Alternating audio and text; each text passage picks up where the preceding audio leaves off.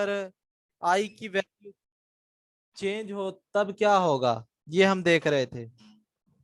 तो मैंने आपको वैल्यूज, दो वैल्यू पुट करके बताई हैं कि अगर आई 1/2 हो तब आपके पास न्यूक्लियस जो होती है वो दो तरह से ओरिएंटेट कर सकते हैं अपने आप को। अगर आई की वैल्यू आपके पास 1 हो तो न्यूक्लियस आपका तीन तरह से अरेंज कर सकता है खुद को। तो ये हमें बताता है जी न्यूक्लियर स्पिन मल्टीप्लिसिटी।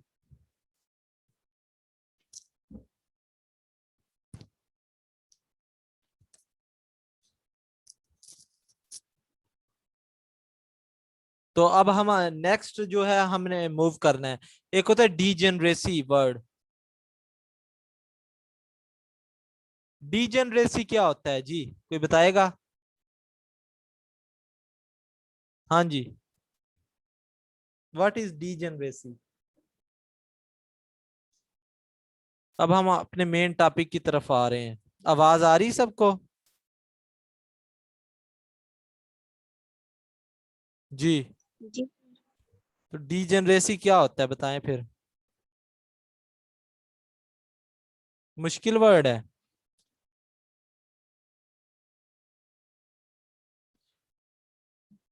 डीजेनरेसी आपके पास होता है सेम एनर्जी। हर्ट्ज रूल नहीं पड़ा? सेम एनर्जी आपके पास, ठीक है। डीजेनरेसी का मतलब है कि अगर दो आपके पास मौजूद है, ऑर्बिटल मौजूद है या कोई दो न्यूक्लियाई मौजूद है, तो उनकी जो एनर्जी होगी वो सेम होगी। अब हम बात करते हैं कि अगर ये न्यूक्लियाई है मेरे पास, मुख्तलिफ न्यूक्लियाई है मौजूद। मुख्तलिफ मतलब मैं कह रहा हूं कि मुख्तलिफ डायरेक्शन में वो मूवमेंट शो करवा रहे हैं एक ही एटम के न्यूक्लियाइस, लेकिन मूव कर रहे हैं वो डिफरेंट डायरेक्शन में।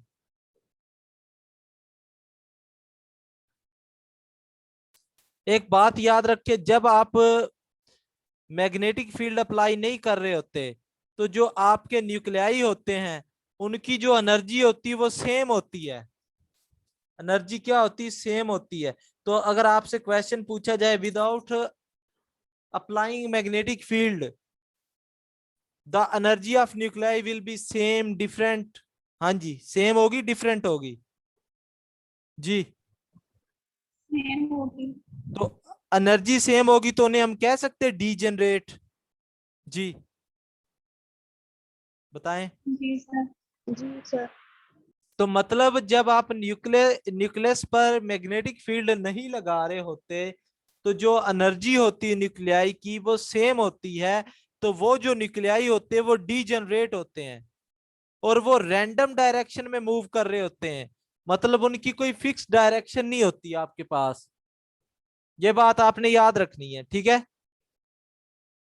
लेकिन जब आप मैग्नेटिक फील्ड अप्लाई करते हैं, ये नॉर्थ लगा दिया, ये साउथ लगा दिया, जब आप मैग्नेटिक फील्ड अप्लाई करते हैं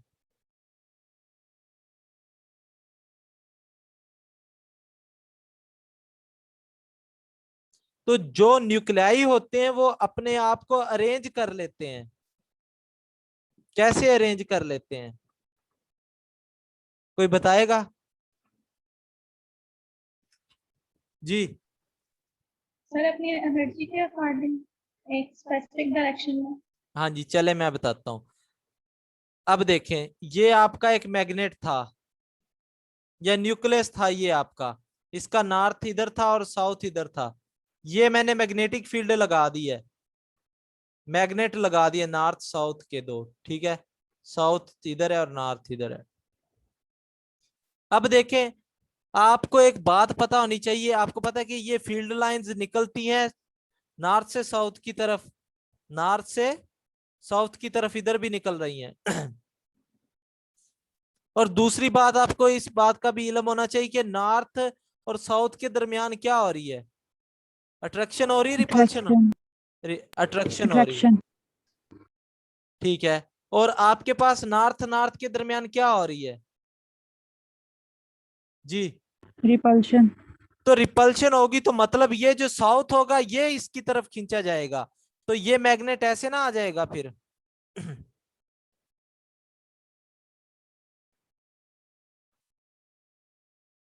हाँ जी, कुछ समझ आई बात या नहीं आई जी? तो इस तरह से न्यूक्लियाई जो होते हैं अपने आप को अरेंज कर लेते हैं। कुछ न्यूक्लियाई जो होते हैं वो हाई एनर्जी में ही रहना पसंद करते हैं, वो मैं आगे बताऊंगा। जो नॉर्थ इधर आ जाता है, साउथ इधर है, वो इस स्टेट में भी रहते हैं कुछ, और कुछ नीचे वाली स्टेट में आ जाते हैं। ये बात समझ आई या नहीं आई, कैसे इन्होंने अलाइन किया अपने आप को जी? क्लियर है सबको?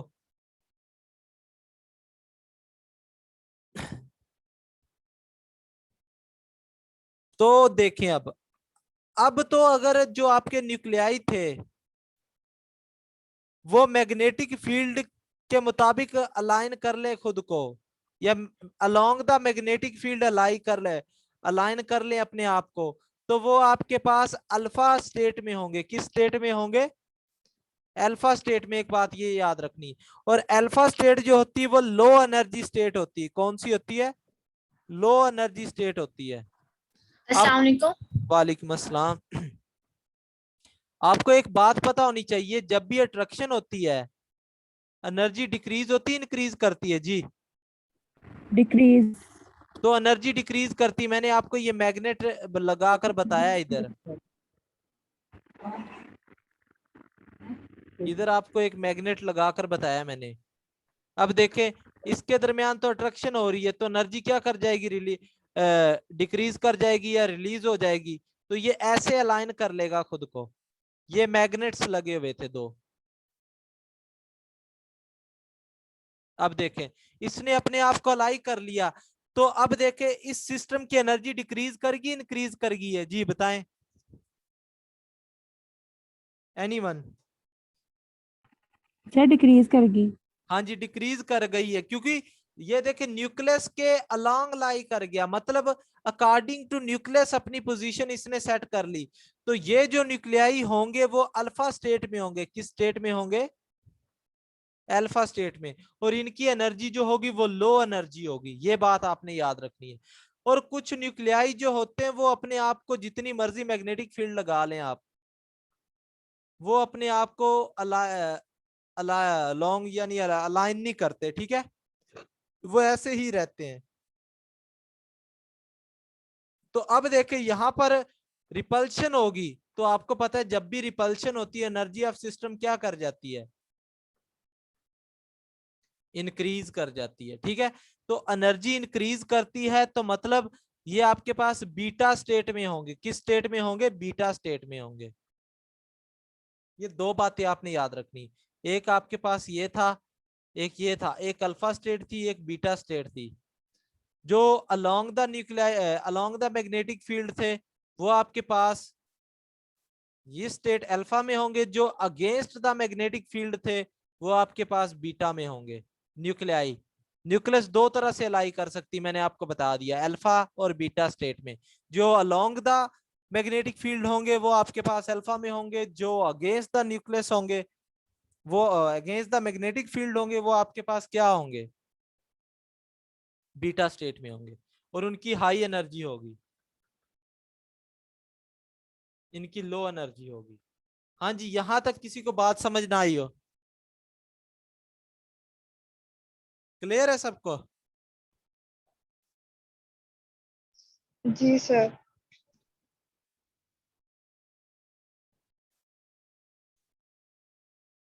अब देखें, आपके पास मैंने दो बातें बता दी।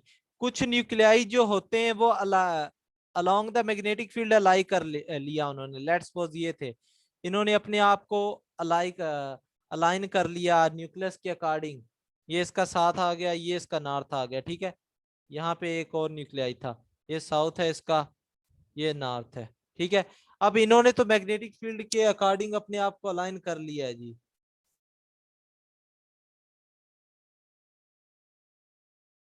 तो अब देखें, अब हम क्या कर रहे होते हैं? ये जो न्यूक्लियाई होते हैं ना, ये स्पिन शो करवा रहे हैं अपनी। और ये जो स्पिन शो करवाते हैं इनके पास भी कुछ ना कुछ मैग्नेटिक फील्ड होती है, ये बात याद रखनी, ठीक है? मैग्नेटिक फील्ड है इनके पास। और इन न्यूक्लियाई को हम क्या करवाते हैं जी? इन न्यूक्लियाई पर हम रेडियो फ्रीक्वेंसी ऐड करते। क्या ऐड करते? Radio frequency. रेडियो फ्रीक्वेंसी की भी कुछ ना कुछ मैग्नेटिक फील्ड होती है। आपको पता है कि जो इलेक्ट्रोमैग्नेटिक रेडिएशन, जब मैं आपको पढ़ा रहा था तो उधर मैंने आपको बताया था कि इलेक्ट्रोमैग्नेटिक रेडिएशन जो होती है आपके पास, उनमें इलेक्ट्रिक फील्ड भी होती है और मैग्नेटिक फील्ड भी होती है, दोनों होती हैं। तो रेडियो फ्रीक्वेंसी भी एक इलेक्ट्रोमैग्नेटिक रेडिएशन की टाइप है। तो इसमें भी आपके पास क्या होगी? मैग्नेटिक फील्ड होगी। ठीक है। तो जब मैग्नेटिक फील्ड होगी तो उसकी भी कुछ ना कुछ डायरेक्शन होगी। तो जब ये आप की जो रेडियो फ्रीक्वेंसी होती है न्यूक्लियाई पर फॉल करवाते हैं, तो न्यूक्लियाई क्या करना शुरू करते हैं? एनर्जी को एब्जॉर्ब करना शुरू करते हैं। ये स्टेट में न्यूक्लियाई था, इस पे आपने अल्फा स्टेट में था, न्यूक्लियाई में रेडिएशन फॉल करवाई। ठीक है। तो ये क्या करेगा? एनर्जी को एब्जॉर्ब करना शुरू करेगा, एनर्जी एब्जॉर्ब करेगा। और एक वक्त आएगा जब रेडियो फ्रीक्वेंसी की जो मैग्नेटिक फील्ड थी, चेंज इन मैग्नेटिक फील्ड, बात क्या है? Change in magnetic field, change in magnetic field of radio frequency match किससे कर जाएगी? Change in magnetic field of nucleus. तो ये जो न्यूक्लियाई होगा वो ऊपर चला जाएगा, मतलब तब ये एनर्जी को एब्जॉर्ब करेगा और फ्लिप कर जाएगा, इसे हम कहते हैं फ्लिपिंग। तो अल्फा से न्यूक्लियाई बीटा स्टेट में चला जाएगा, हाई एनर्जी वाली स्टेट में। इस बात की समझ आई या नहीं आई? बताएं जी। जी सर।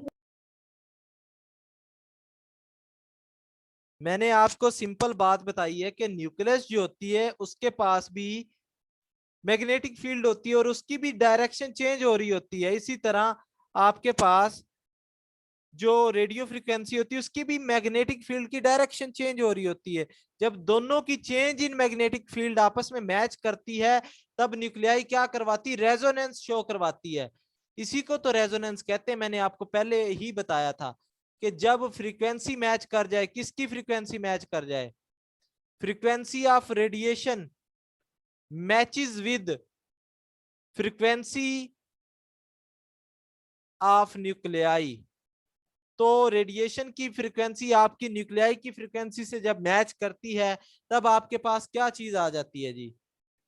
न्यूक्लियाई फ्लिपिंग आ जाती, फ्लिपिंग शो करवाती। फ्लिप का मतलब आपको पता है कि जो लो एनर्जी स्टेट से हाई एनर्जी स्टेट की तरफ मूव कर जाती है।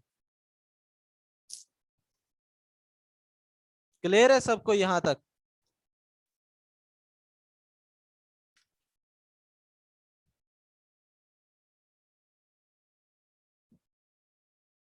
हाँ जी, अगर किसी को कोई चीज समझ नहीं आई तो पूछ सकता है। No sir. मतलब नहीं आई? सर क्लियर है। चलें ठीक है। तो structure of nucleus and nuclear spin की बात हम करते थोड़ी सी। मैंने आपको बताया कि नॉर्थ, और आपके पास ये लगा दिया जी, एक न्यूक्लियाई था, इसका नॉर्थ इधर था, ये इस तरह से मूव कर रहा था, साउथ नीचे था, ये आपके पास आएगा साउथ पोल। ठीक है। अब जो आपके पास एक मैग्नेटिक मोमेंट होता है वो हम थोड़ा सा देखते हैं। What is magnetic moment? कोई बताएगा मैग्नेटिक मोमेंट क्या चीज होती है? हाँ जी, एनी वन, मैग्नेटिक मोमेंट क्या चीज होती है? अच्छा, मैग्नेटिक फील्ड जब प्रोड्यूस होती है ना, तो उसको हमने कैसे मेजर करना है?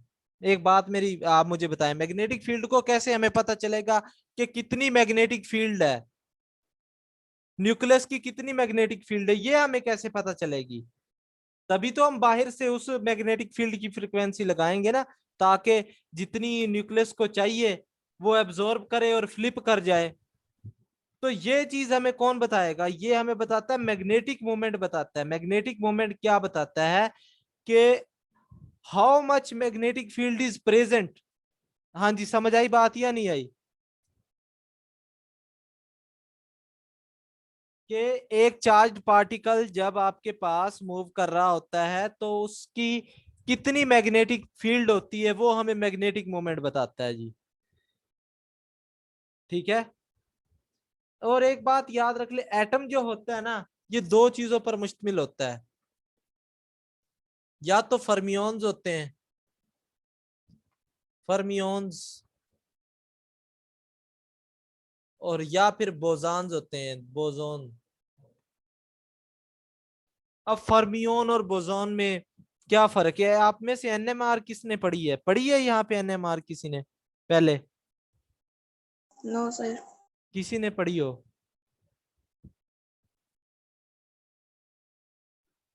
जी सर। आपने पढ़ी, ये चीजें पढ़ी हैं पहले?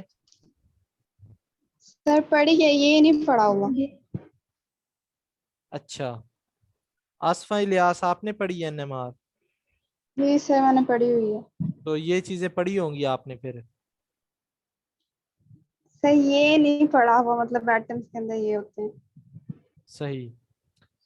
फर्मियोन्स और बोजान में क्या डिफरेंस है? फर्मियोन्स वो चीज होती है जिनका स्पिन क्वांटम नंबर क्या हो, फ्रैक्शन में हो। फ्रैक्शन का मतलब पता है या नहीं पता? बटे में हो, 1/2, 2/3, 3/5, ठीक है। और बोजोन्स क्या चीज होती है? बोजोन आपके पास होती है जिनका स्पिन क्वांटम नंबर आपके पास होल नंबर हो, एक होल नंबर, जैसे 1, 2, 3, इस तरह से। समझ आ रही बात या नहीं आ रही?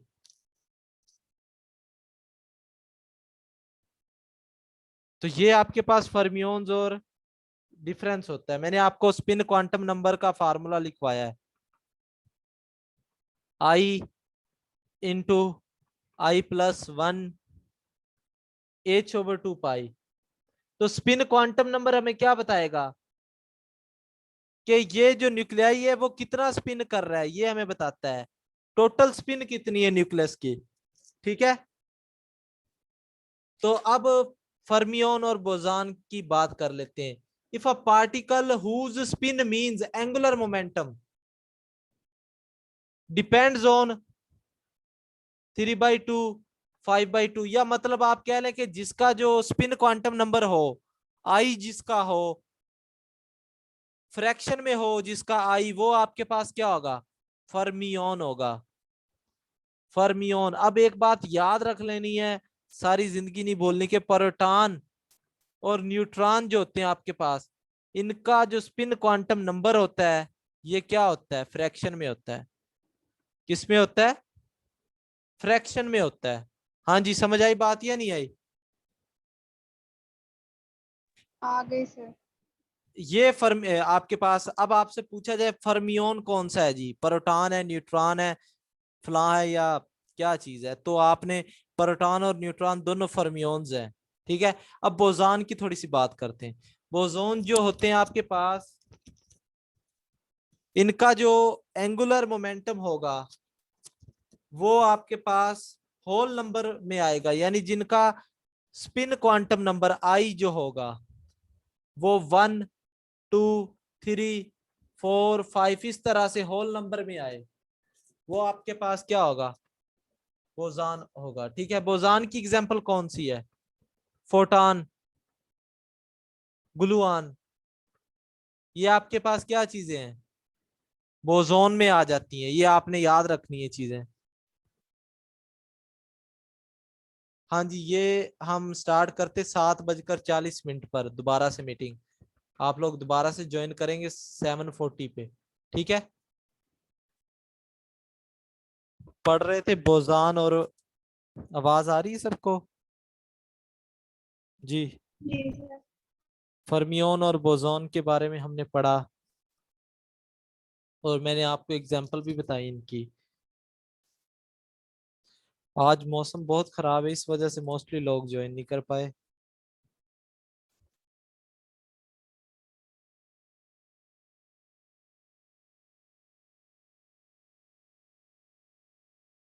एक बात याद रख लें, energy state of two fermions can never be same,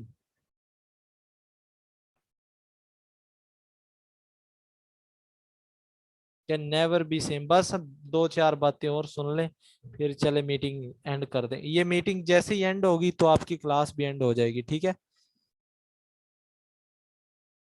energy of two fermions can never be same, मतलब कि दो जो फर्मियन जैसे प्रोटॉन हो गया और न्यूट्रॉन हो गया, इनकी एनर्जी सेम नहीं हो सकती, ठीक है। जैसे दो इलेक्ट्रॉन्स जो थे